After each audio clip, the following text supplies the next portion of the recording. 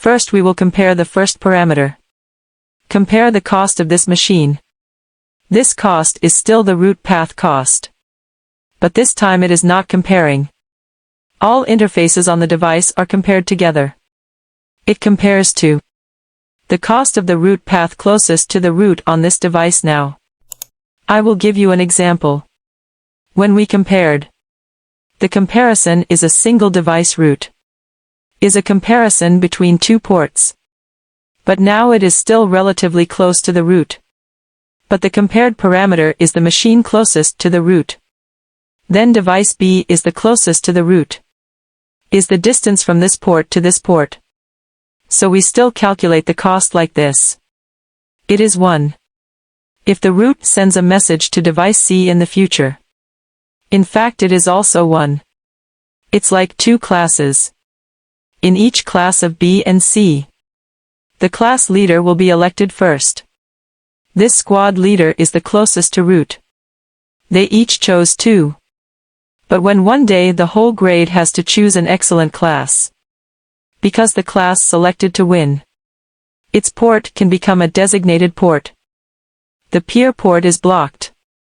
So now from the competition among the classmates in the original class, turned into a competition between two classes. If during this process device B wins, then its interface will become the designated port. It's not particularly appropriate for me to give this example. But you can understand. That is, the device is now closest to the route. This is 1. This is also 1. Like this. Actually we don't have to choose. But for this picture, it is selective. You will find it can't be compared in this picture. When the first parameter cannot be compared, we're going to do a second parameter comparison. We still have to compare two devices. If the cost of the machine cannot be compared, we will compare the bridge ID of our own device. We'll still compare priority plus backplane MAC address. Or the smaller the better. Assume that the MAC address of device B in this figure is smaller. Then this interface will become the designated port. This port will be blocked. It will no longer forward business traffic. Let's first look at if it is like this. How does the data flow in this diagram go? If once it is blocked, it's like all the characters have been chosen. This topology can start forwarding traffic. For example, there is a data sent to switch A here. It will send to switch B. It can also send to switch C. For example, this is a host. Whatever is going to some host behind device B. Or some hosts behind device C. It can reach. So it has no loops in the network. Include this device B. Even if you send a broadcast message, flooding through other interfaces of the switch. Reach the two interfaces. Flooding on other interfaces of the switch. Here is also the flooding of other interfaces of the switch. But for this link, in fact, we did not forward the data. So, this interface will not flooding. Then come back. And then sent back into the loop. It won't be like this. We're not looking at other devices now. These three switches reach other devices. Is a loopless path. Device B now goes to device A like this. The only way to go from device B to device C. This is how device A goes to device B and device C. If device C wants to go to device B, it can only go like this. It has no second choice. Then if this route is down in the future, the link between device A and device B is gone. If it's down, in the future this link will forward. So now if device A goes to device B, it can go to device C. If device B goes to device A, it can also go to device C. So it is equivalent to our daily situation. One link works. One blocked. When there is a problem with the link in the future, this link is up again. Guaranteed that now a device reaches each node. There is only one way to go. So it will never affect business traffic forwarding. Okay. Let's go on to compare. For this picture, since B and C are two devices, therefore, comparing bid will definitely be able to compare. But it is also possible that after comparing your own bid, you still cannot compare. I'll draw it here. For example, now the top device is still routed. Now down here I draw more equipment. Let's talk about a slightly more complicated. This is a route. A device is connected below. Then there is another device below. Further down there is another device. I draw a few more. Here is a line connecting. Here are two lines. Then this is another line. But the difference is, the third device is a hub. I'll mark it now. This is device A. This is device B. This is device C. 3 devices. I now want to select the designated port on these two interfaces. Let's analyze the port first. Are there any ports that we can determine by looking at the picture? First of all, the port above the route must be a designated port. Secondly, device C has only one port. Each device has one and only one route port. Then it must be a route port.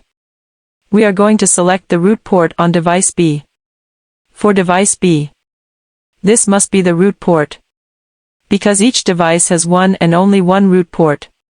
In fact, this port must be the closest to the route bridge, because they are directly connected. If this is the case, we don't really need to compare, because it is directly connected to the route bridge. So this is the route. So actually what we're going to choose is these two. We need to choose a designated port from these two ports, because this is a big collision domain. Of the two of them, only one can forward. If both interfaces of both devices forward, it becomes a ring. If you send a broadcast packet, it becomes like this. Because the hub is unlimited forwarding for broadcasting. Device B has a broadcast packet coming out of here. Hub will forward. The switch forwards. Hub forwarded again. Then they will form a circle. So only one of them must work. Let's compare now. First compare the cost value of the machine. This has been compared. But they are consistent between the two. Next compare the bridge ID of the device itself. This is a device. Both are device B. You can only compare the two interfaces of your own device. That is. Finally we compare the PID of the device itself. Therefore, it is impossible for us to compare to this step. So far you will find, if an interface, it is neither route port, nor specified port, then now it will automatically become a blocking port. So as the whole STP protocol. The reality of the election in STP is more. By blocking the port to complete the final effect of the entire protocol. But after all the identities of all ports are determined, you can elect the last blocked port. This is also the last core content of the STP protocol. So let's do a recap. Choose the route bridge first. If you choose the route bridge, compare each device and you will be able to choose it. Second, choose the route port. The route port has 4 election parameters. Until one is compared. Comparing to the fourth one can definitely compare. Each device will have one and only one route port. Then select the specified port. Designated ports on the route bridge. And there is only one designated port under each conflict domain. After we have selected all the above roles. If a port is neither route nor designated port, then it will automatically block. Okay. Let's move on. It will have a port state. When we talked about STP just now. Port role. Port roles are just one of the mechanisms in STP. Another mechanism of STP is called port status. Let me introduce you. For example, as such a device. Suppose we choose it to be a designated port. Assuming the port is blocked. Now it's a blocking port. Blocking the port means, if the entire environment topology is now, the link between C and D is down, then I'm doing data forwarding. Actually only these 3 lines are available. No matter how you retweet. No matter what message is sent. For example, a PC accesses an address on the same network segment. Also send ARP broadcast. If this line is connected with broadcast packets, come in from this interface. Retweet like this. It is a ring. But now because of STP, we can block this link. So this broadcast packet can only be like this. So it won't have a ring. STP can do this. Then, as we just said, actually, you can think of ARP as a user traffic. Because ARP is what you need to request. For example, you want to connect a PC from device A. Access a PC connected to device D. C to request D's MAC. This is called business data flow. Under normal circumstances, these links of communication are forwarded traffic of running users. Certainly, our daily STP protocol packets are also running here. But it is to maintain this agreement. It doesn't count as user traffic. Then I have a question. When I manually change the priority of D to 0 now, I want it to be a root bridge. Then once this becomes the root bridge, please pay attention. Originally, device D will always receive the message sent by device A. It will also receive STP messages from here.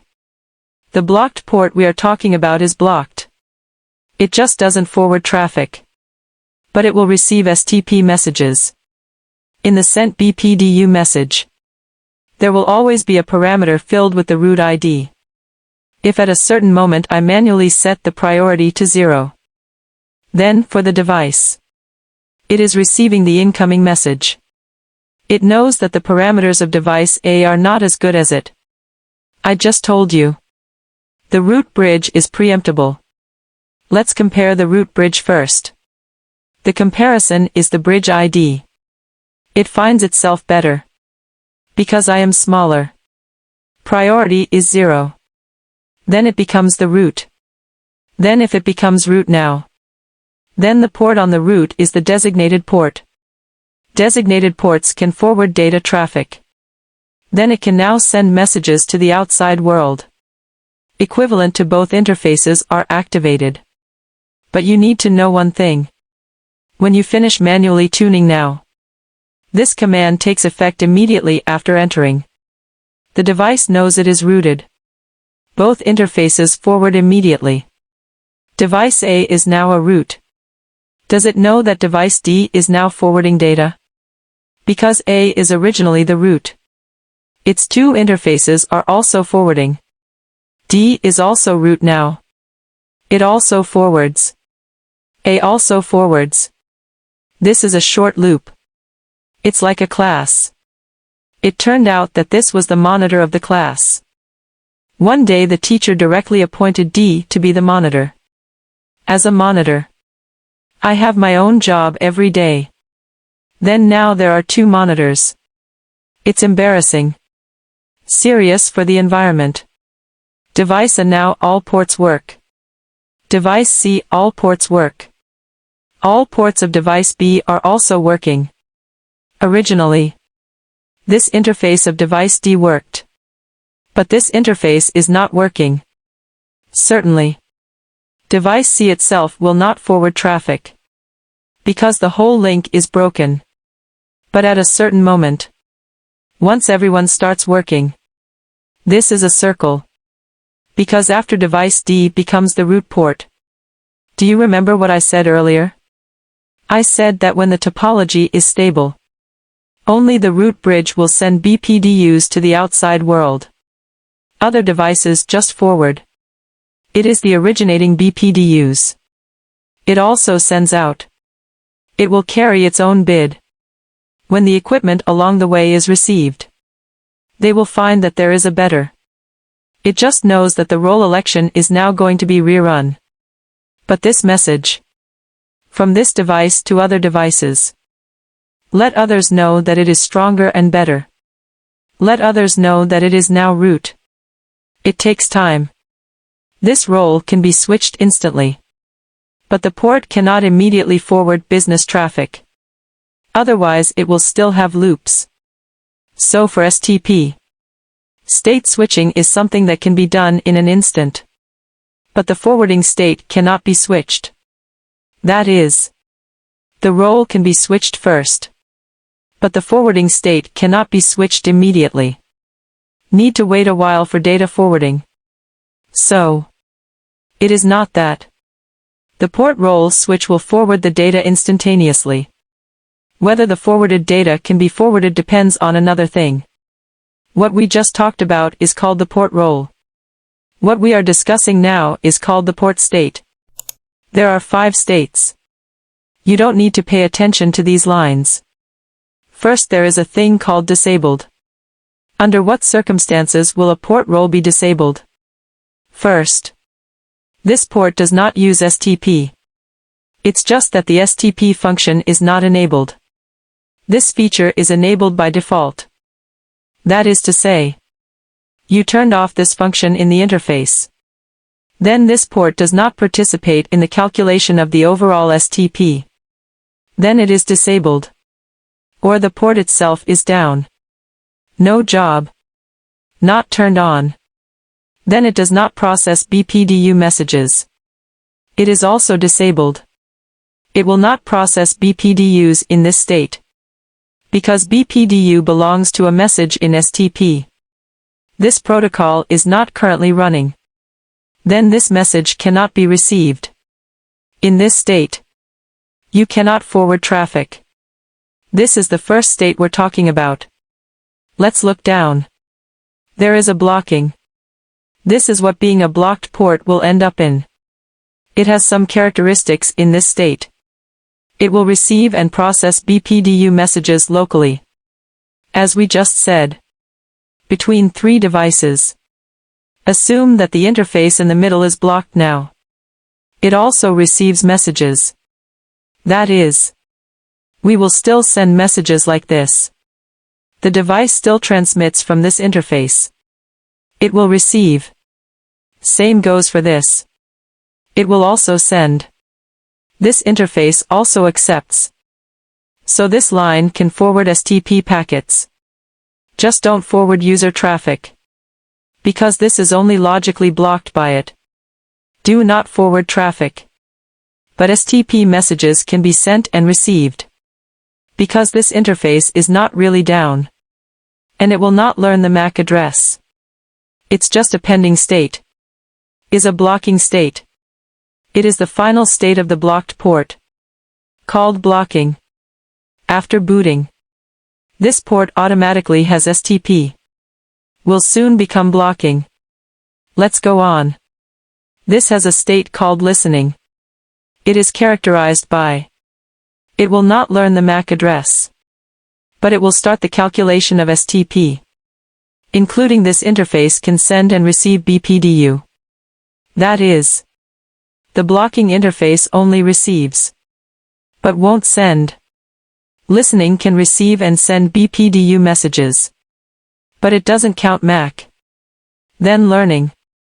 It is to receive and send BPDU messages. And also learn MAC address. And will build the MAC address table. Don't forget what you learned. Many devices are connected to the switch. This is interface 1 and interface 2 of the switch. BPDU messages also come in from the interface. I learned the source MAC. So what I learned is the MAC of the switch. Switches run on each other. It will first learn the MAC of the switch. It also has a backplane MAC. We will use the message of the switch.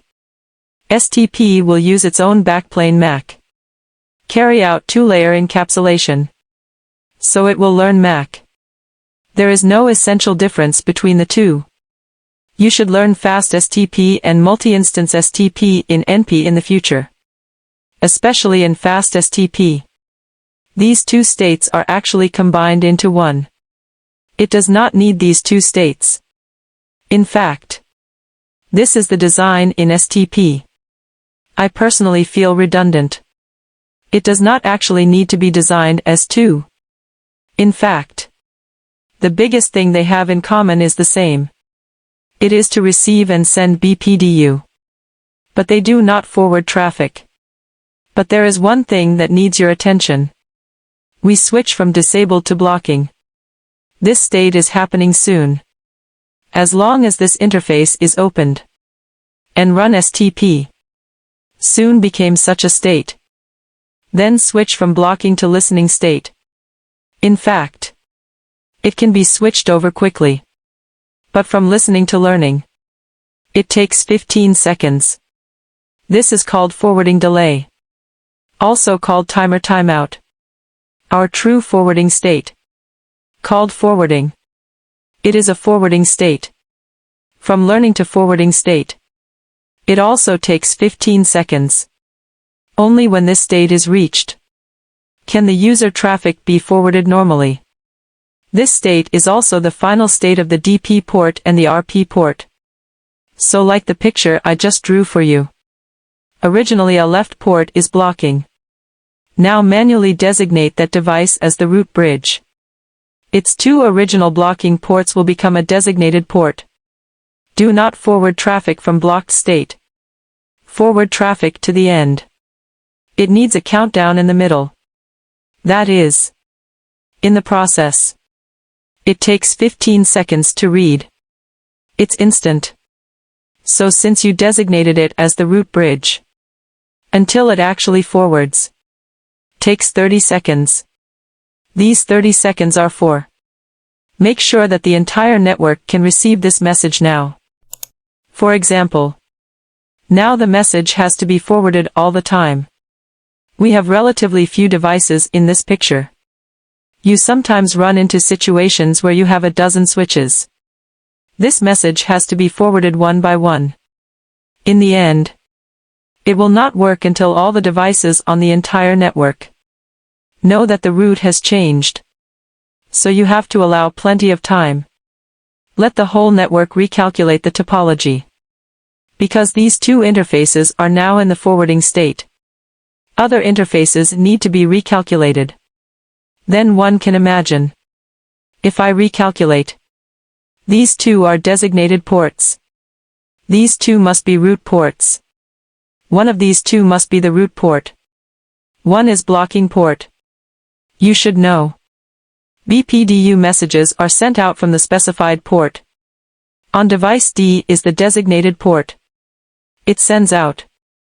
The root port of device B receives this message. Then the designated port of device B sends this message out. So actually, BPDU messages are always sent from the specified port. You don't need to memorize this concept. You can understand it by observing the phenomenon. This is called forwarding delay. Also called timeout. Let's take a look at the contents of the courseware. In fact, this is called a transition diagram of a state. But actually it's not very useful. Port initialization or enable. Once the reboot is started, STP runs by default. It will become blocking. Then we will start the election of the port role. Select root port and designated port. Then this state is determined. Role has been determined. It is now a root. Already a designated port. It is forwardable. So now switch to these two states again. Actually just waiting. No need to calculate. It writes a 3 here. It means, if a port is no longer the root port or designated port, it will become blocking. Suppose there are 4 devices. Originally, the 2 interfaces of R1 were designated ports. But it received a message from this device. It is now manually assigned as root. Then these 2 are designated ports. One of the ports is about to be blocked. Originally one port could be a designated port, forwarding in forwarding state. But now suddenly it is no longer the designated port. Becomes a blocked port. It becomes blocking. And if in the process of all interface state transitions, it is no longer root or manually adjusted, its state toggle also goes back. You will find it's a simple matter of a moment to go back. Let's take a look. For now, if you want to go from blocking to forwarding, you can only go this way. Wait here for 15 seconds. Wait here for 15 seconds. Wait here for 30 seconds. But you switch from forwarding to blocking instantly. There is a word here called forward delay. It's called a timer timeout. Overall roll convergence of STP. All roll calculations are based on forward delay. It is equivalent to the concept of reading a table. Switch when the seconds are enough. Switch all the way to the final state to complete the forwarding. Let's make a brief summary. After the final topology is stable, there will only be two states: a blocking, a forwarding. All ports are forwarding as long as they are root ports and designated ports. The blocking port is blocking. There will only be these two states. These two states are actually overused, so they are not very important.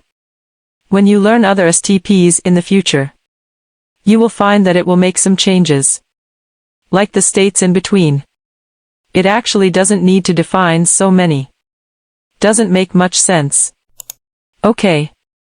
Let's go on. In fact, we have said about BPDU, but there are a few parameters in it that we haven't mentioned yet. These four more important parameters have actually been mentioned by us. I briefly introduce other parameters. PID is called Protocol ID. This is the ID number of the STP protocol.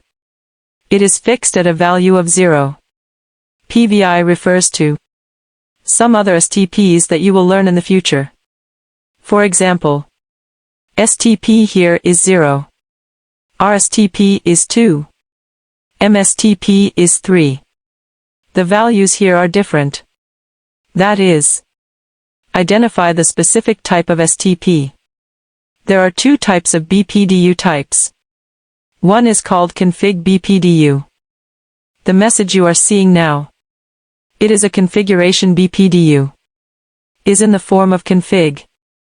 We'll get to another BPDU in a minute, called TCN BPDU.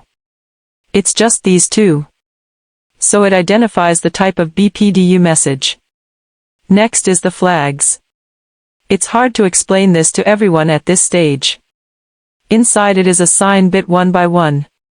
The difficulty of STP is here. We have learned something called 5K before. In EIGRP, we calculate the metric based on this. It's like 5 switches. For example, it chooses 1, 2, 3, 4, 5.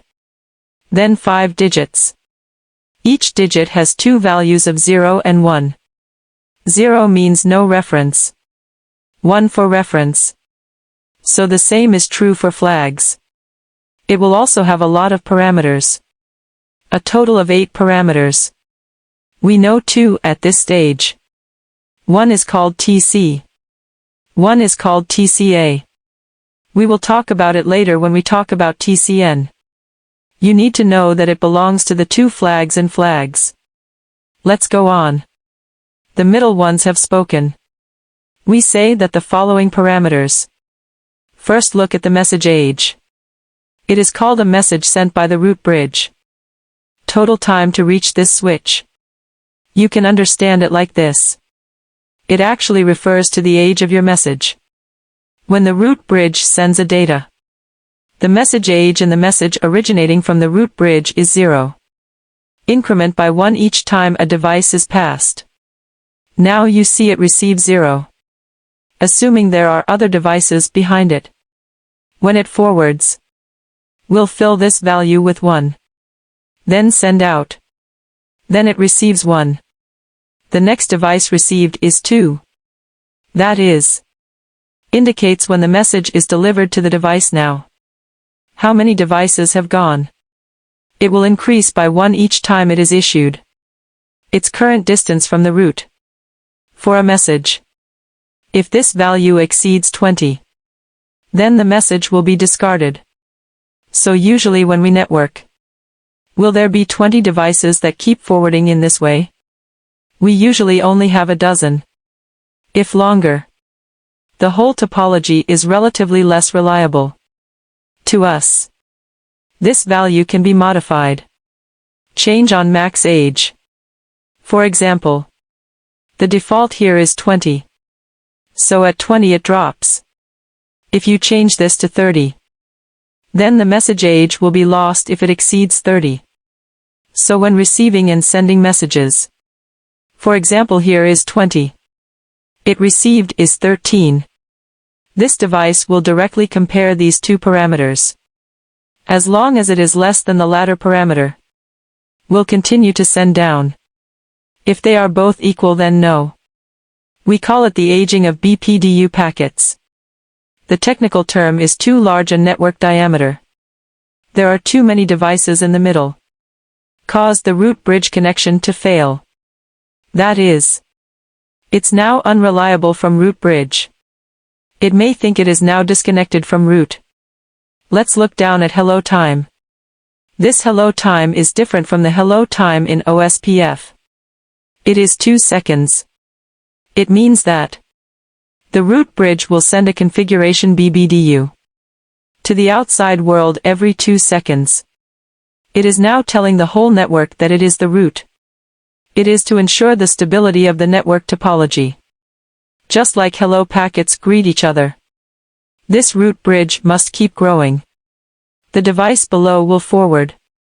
When the topology is stable, only the root will send BPDU messages.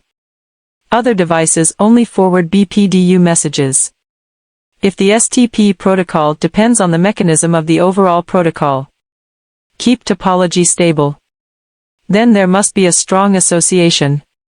Just like OSPF sends hello packets to each other, you want to make sure that the current network topology is stable. It is necessary to send a message to the outside world every 2 seconds. All devices forward all the time. To make sure the uplink device is still there, determine the construction of the overall network topology. The last one is called forward delay. This is its parameter.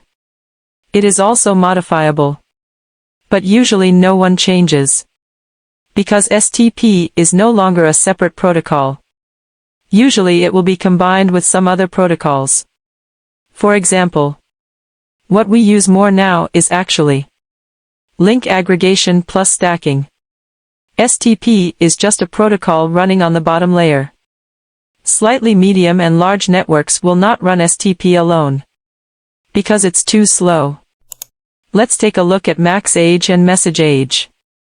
Now as the root, its BPDU message is sent every 2 seconds.